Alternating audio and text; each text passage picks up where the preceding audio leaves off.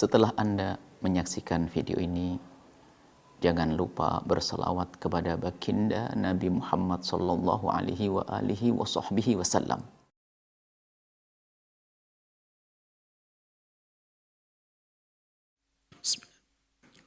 Assalamualaikum warahmatullahi wabarakatuh. Alhamdulillahi nahmaduhu wa nasta'inuhu wa nastaghfiruh wa na'udzu billahi min syururi anfusina wa min sayyiati a'malina. Man yahdihillahu fala mudilla lah wa man yudlil fala hadiya lah. Wa asyhadu an la ilaha illallah wahdahu la syarika lah wa asyhadu anna sayyidana Muhammadan abduhu wa rasuluh.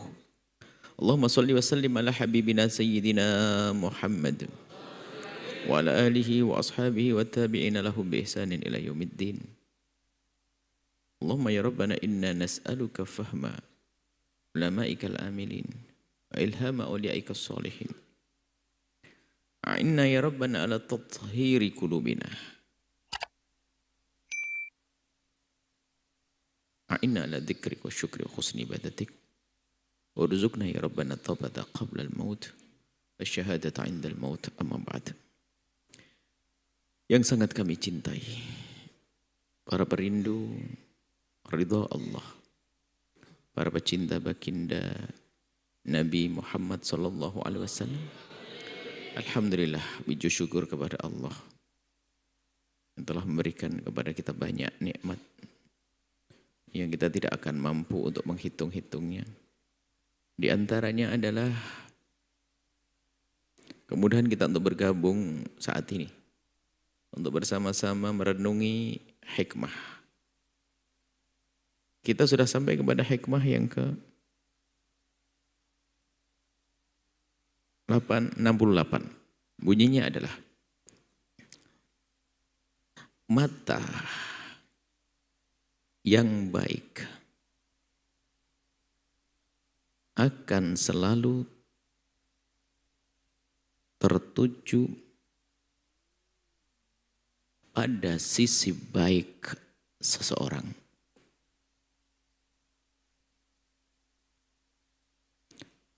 Dan itulah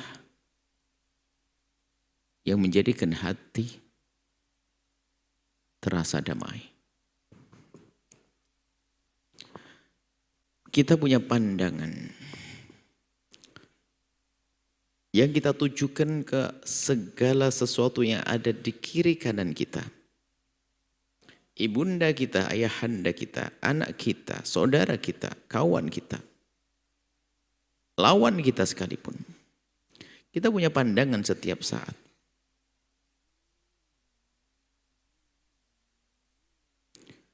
Maka cara pandang seseorang ini, cara memandang seseorang ini sangat berarti di dalam urusan menjaga dan memenangi hati.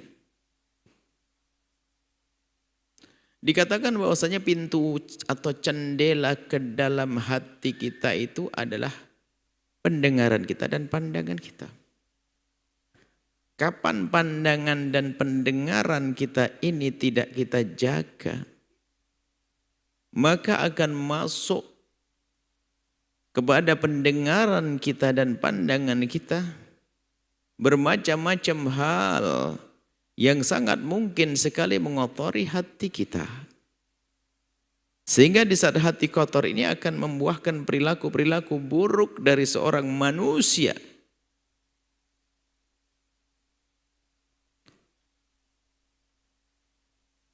Maka kalau ada seorang hamba tercipta dalam keadaan tidak bisa mendengar dan tidak bisa melihat, maka katailah, dia tidak akan merasa dengki, benci, dendam kepada apapun dan siapapun.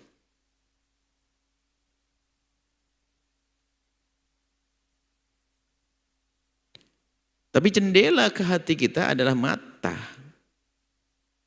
Jendela ke hati kita adalah telinga. Di sini kita bahas mata. Maka berusahalah kita untuk melihat sisi baik dari hamba-hamba Allah. Membiasakan kita untuk melihat sisi baik dari hamba Allah. Biarpun kalau kita lebih jauh memaknai mata di sini bukan sekedar mata ini, mata yang dengan kornea kita, tapi lebih dari mata hati. Biasakanlah mata kita yang sambung ke mata hati kita ini untuk melihat dari sisi baik hamba-hamba Allah. Dan memang kalau mata yang baik dia lebih sering atau dia akan selalu melihat dari hamba Allah sisi baik. Mungkin tidak bisa, malahan tidak bisa melihat sisi negatif. Mata dari hati yang selamat. Tapi begitu sebaliknya jika seorang hamba yang membiarkan liar pandangannya, kemudian di saat melihat seseorang, lebih pandai matanya itu untuk mengintip, melihat sisi negatif.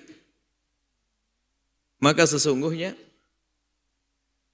sisi negatif yang dilihat itulah nanti akan direkam, dimasukkan dalam hati. Dan itulah perusak hati. Hati akan rusak dengan yang dilihat tadi. Maka orang kalau tidak menyeleksi dari apa yang dilihat, maka cepat kotor hatinya. Sekaligus kita perlu mengukur diri kita, pangkat kita di hadapan Allah itu kayak apa sih? Mataku tuh mata baik atau tidak? Kalau mata kita tuh mata baik, susah melihat kekurangan seseorang. Tapi ada sebaliknya, seorang hamba itu tidak melihat seorang hamba yang lainnya kecuali yang terlihat adalah kekurangannya, dan sungguh itu bencana bagi dia.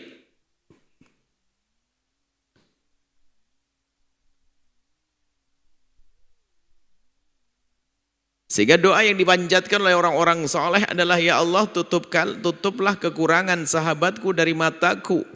Tidak ingin matanya melihat kekurangan orang lain. Karena kalau mata sudah melihat kekurangan orang lain, maka akan direkam, masuk ke hati, bisa menjadi kebencian dan yang lain-lainnya.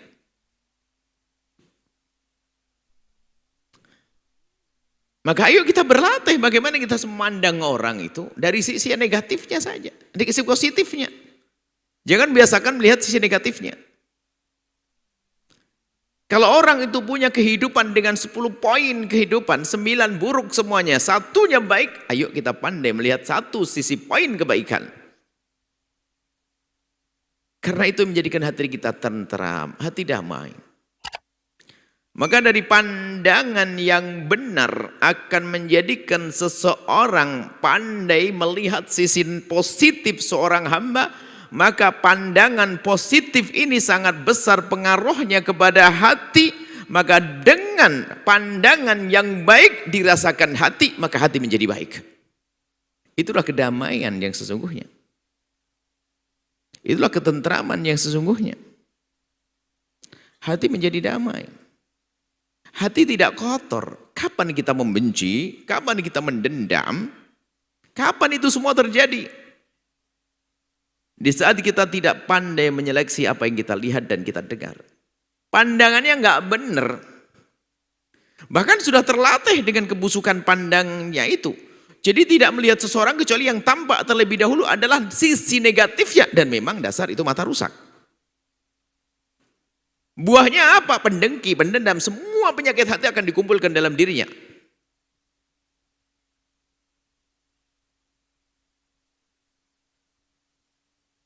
Maka kita perlu berusaha.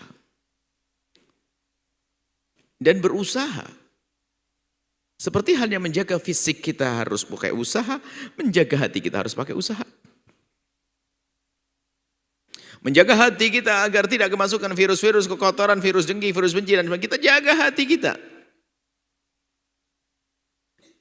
Dengan cara benar-benar kita itu menyeleksi apa yang kita lihat dan kita dengar. Jangan mendengar sesuatu kecuali sesuatu tersebut menjadikan hati kita tentram. Sensitif hati itu. Peka banget. Peka banget dengan apa yang dilihat oleh mata. Nyambung.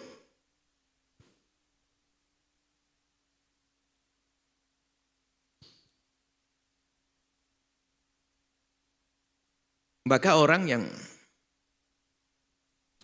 pandangannya tidak baik akan tertuju kepada sisi negatif seseorang, maka akan balik kepada dirinya, mengotori hatinya. Maka hatinya menjadi hati yang penuh dengan benci, dengki, dan dendam. Maka di saat seperti itu dia dalam bencana dalam hidupnya. Dia dalam bencana dia. Duduk dengan orang yang orang itu tidak memukulnya, dia sudah sakit hati seperti dipukul, bahkan lebih sakit lagi dari itu. Ngelihat bangunan rumah tetangganya yang megah sakit hati, ngelihat mobil mewahnya sakit hati, melihat kesuksesan anaknya sakit hati. Hati yang kotor, lihat. Damai tidak ada bagi orang yang matanya tidak terjaga, pandangannya tidak terjaga, lalu kotor hatinya, kotor hati menjadikan orang tersiksa. Hatinya kotor. Tersiksa dia. Begitu sebaliknya kalau hati bersih. Maka untuk bersihkan hati kan ada hubungannya dengan tadi, pandangan tadi. Pandai dia mencari kebaikan orang. Bahkan susah melihat kejelekan seseorang, maka secara otomatis dia akan menemukan kedamaian, ketentraman. Dikatakan oleh Imam Syafi'i radhiyallahu taala anhu bahwa jahdul bala, petaka berat itu apa sih? Petaka yang paling luar biasa. Walakin kurbu man la tuhibbu jahdul bala'i. Kita wa aktsaran nasu fin nisa'i wa qalu inna hubban nisa'i jahdul bala'i. Wa aktsaran nasu fin nisa'i wa qala inna hubban nisa'i jahdul bala'i. Mereka mengatakan mencintai itu adalah malapetaka. Dijawab oleh Imam Syafi'i,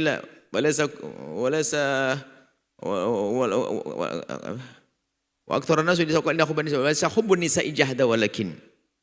Bukanlah mencintai wanita istri itu. Mencintai wanita adalah malapetaka, walakin kurbu man la tuhibbu jahdul bala'i. Akan tetapi coba, kalau kita dekat dengan orang yang kita tidak mencintainya atau kita membencinya, maka itu malapetaka dahsyat. Gak enak kita. Duduk dengan orang yang kita benci kepadanya. Padahal dia tidak memukul kita, tidak mencakar kita. Bahkan mungkin aroma juga harum dia dan seterusnya. Tapi kenapa kita tidak bisa nyaman dengan dia? Hati yang tidak damai. Hati yang tidak damai kembali pada kotornya pandangan tadi. Pandangannya tidak benar. Maka orang yang biasa suudzon itu sebetulnya sudah berangkat dari hati. Sehingga bisa maknanya bisa saja begini. Kita bisa maknanya dari mata hati yang kotor itu nanti akan menjadikan seseorang memandang sisi negatif seseorang, dan itu nanti akan dikembalikan kepada hati dengan kegelisahan. Dengan kegelisahan. Dengan capek, maka ayo. Jangan biasa berprasangka buruk kepada seseorang. Kalau memang kita melihat sisi negatif seseorang, maka hendaknya segera kita alihkan dengan panjatan doa, ya Allah, ampuni dia ya Allah, ganti dengan segala kebaikan. Jangan dilanjutkan dengan bincang-bincang dengan sahabat yang artinya menggunjing. Dan menggunjing itu sesungguhnya mengajari orang lain untuk benci. Dan di saat kita mengajari atau menjadikan orang lain benci, maka sesungguhnya kita telah menanamkan kebencian di hati kita. Karena kita mengajarkan kejelekan, Allah akan hukum. Hukuman yang paling dahsyat sebetulnya, kalau orang sadar, yaitu diartikan hatinya hati pembenci. Cuman orang tidak sadar diberi dengki. Dengki itu penyakit, koreng hati, dendam, koreng hati. Bagaimana orang dikasih koreng tenang-tenang saja?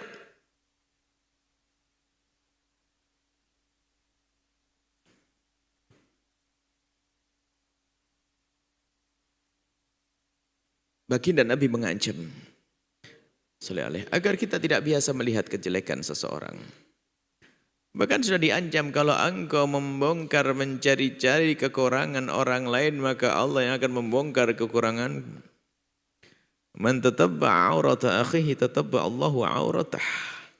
Kalau ada orang mencari-cari kesalahan orang lain, maka ketahuilah Allah akan bongkar kekurangan orang tersebut, dan Allah akan hinakan biarpun dia di tengah rumahnya sendiri. Tidak terhormat di rumahnya. Ayo kita selalu mandang baik dengan saudara kita, sahabat kita. Jangan mengucapkan kalimat yang kotor lalu didengar oleh orang lain menjadi sebab kebencian, tidak. Ayo kita jaga pandangan kita, jangan memandang kecuali sesuatu yang diridhoi oleh Allah. Memandang. Kemudian jangan memandang kepada seseorang kecuali sisi yang itu baik. Kalau ternyata kita memandang seseorang terlihat sisi negatifnya, maka pandai-pandailah untuk menutup aib saudaramu. Maka siapapun yang menutup aib saudaranya, Allah akan tutup aibnya nanti, baik di dunia ataupun di akhirat.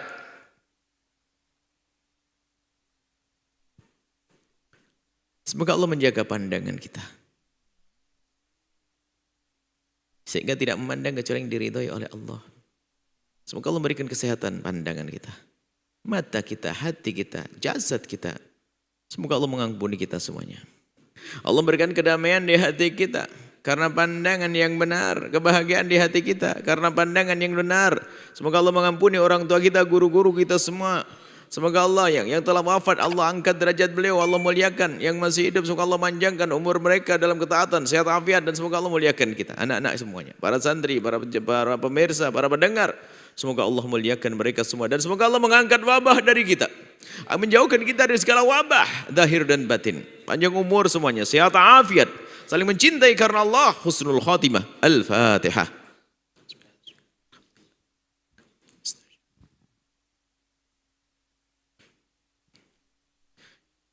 Makasih, mohon maaf, mohon doa selalu. Wabillahi taufik wal hidayah. Wassalamualaikum warahmatullahi wabarakatuh.